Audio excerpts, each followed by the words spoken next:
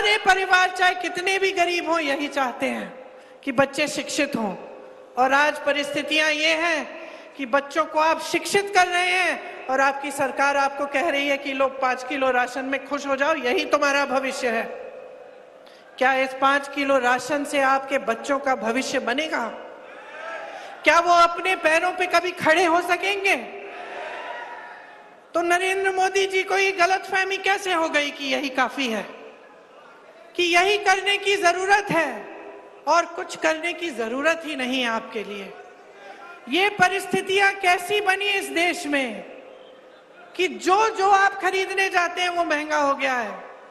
सोना 73,000 का, चांदी 90,000, मिट्टी का तेल, पेट्रोल, डीजल हद से ज्यादा। सब्जी खरीदने जाती हैं मेरी बहनें, क्या मिलता है? आधी चीजें छोड़ के चली आती हैं। त्योहार होता है, बच्चों के लिए नए कपड़े, फीस भरनी पड़ती है, कोई बीमार पड़ता है, पता ही नहीं कि कैसे सामना करेंगे। ये तोहफा दिया है आपको 10 सालों में मोदी जी की इस महान सरकार ने, और आप चुप हैं। आप कह रहे हैं कि काफी है। बताइए बताइए, काफी है? काफी नहीं है। क्या चाहते हैं आप अपनी सरकार से? क्या चाहते हैं? रोजगार चाहते हैं? जोर से बोलिए, रोजगार चाहते हैं? महंगाई को कम करना चाहते हैं? महिलाओं के लिए स्कीम्स चाहते हैं? किसानों के लिए राहत चाहते हैं? नरेंद्र मोदी जी की सरकार ने 16 लाख करोड़ रुपए अपने बड़े बड़े खरबपति दोस्तों के माफ किए हैं। 16 लाख करोड़ रुपए उनके कर्ज माफ। इस देश के किसान के लिए क्या माफ किया है? इस देश के किसान पे जीएसटी थोपी है। इस देश के किसान के लिए 1 रुपया माफ नहीं किया। जब इस देश के किसान आंदोलन कर रहे थे दिल्ली में, जब 600 किसान शहीद हुए, नरेंद्र मोदी जी अपने घर से बाहर नहीं निकले उनसे बात करने के लिए। जब इनके मंत्री ने किसानों को पहियों के तले कुचल दिया, अपने जीप के पहियों के तले, तब मोदी जी ने पूछा तक नहीं इनको। ये है इनकी हमदर्दी आपके प्रति। और चुनाव आता है तो सारी नौटंकी, सारा नाटक शुरू।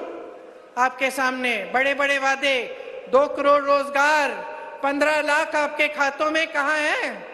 मैं आपसे पूछना चाहती हूँ, किसके खाते में आए ये 15 लाख? मैं तो ये सवाल आपसे पिछले चुनाव में कर रही थी। पिछले चुनाव में हमने आपसे पूछा कि भाई कहाँ है वो 15 लाख, कहाँ है वो 2 करोड़ रोजगार? आप चुप थे। आपके सामने ये लोग आए, धर्म की बात कर ली, जाति की बात कर ली, जज्बातों को उभार दिया, बहकी बहकी बातें कर ली, और आपने फिर से अपना वोट इनको दे दिया। अब मैं आपसे पूछना चाहती हूँ, 10 साल हो गए, आपकी क्या सच्चाई है? आपकी सच्चाई आज ये है कि आपके जीवन में तरक्की नहीं आई। आपकी सच्चाई ये है कि आप कितना भी पढ़ाओ लिखाओ, कितनी भी मेहनत करो, पूरा नहीं हो रहा है, आपके बच्चों को रोजगार नहीं मिल रहा है। आपकी सच्चाई ये है कि जब महिलाओं के साथ अत्याचार होता है तो मोदी जी और उनकी सरकार किसको बचाते हैं? महिला को, कि जो अत्याचार कर रहा है उसको।